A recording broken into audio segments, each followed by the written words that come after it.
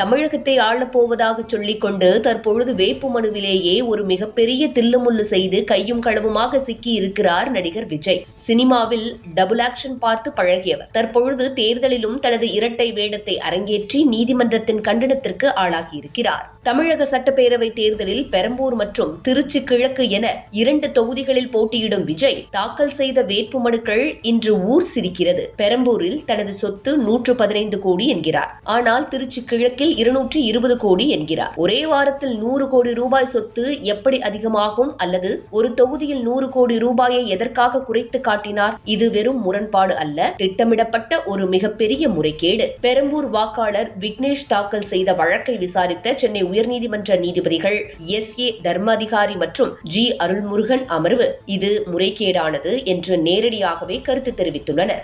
100 கோடி ரூபாய் சொத்து மதிப்பை மறைப்பது என்பது மக்கள் பிரதிநிதித்துவ சட்டப்படி ஒரு கிரிமினல் குற்றம் இல்லையா? அரசியலுக்கு வருவதற்கு முன்பே இப்படி சட்டத்தை துச்சமாக மதிக்கும் ஒரு நபர் நாளை அதிகாரத்திற்கு வந்தால் என்ன செய்வார்? தூய்மையான அரசியல், நேர்மையான நிர்வாகம் என்று மேடைதோறும் முழங்கும் விஜய் தனது சொந்த சொத்து விவரங்களை ஒளிமறைவின்றி சொல்ல தயங்குவது ஏன்? வருமான வரித்துறைக்கு இது குறித்து பதிலளிக்க நீதிமன்றம் உத்தரவிட்டிருக்கும் நிலையில் விஜய் தற்பொழுது எந்த முகத்தை வைத்துக் கொண்டு மக்களிடம் ஓட்டு கேட்க போகிறார்? சினிமாவில் வசனம் பேசுவது எளிது விஜய் அவர்களே, ஆனால் பொது வாழ்வில் ஒவ்வொரு பைசாவுக்கும் கணக்கு சொல்ல வேண்டும். சர்ச்சில் முட்டி போடுவது, மேக்கப் போட்டு ஏமாற்றுவது என பல நாடகங்களை நாம் ஏற்கனவே பார்த்திருக்கிறோம். தற்பொழுது பண மோசடி புகார்களிலும் சிக்கியுள்ளார்கள். 100 கோடி ரூபாயே சாதாரணமாக மறைக்கும் உங்களின் இந்த வியூகம் தமிழக மக்களுக்கு செய்யும் துரோகம் இல்லையா?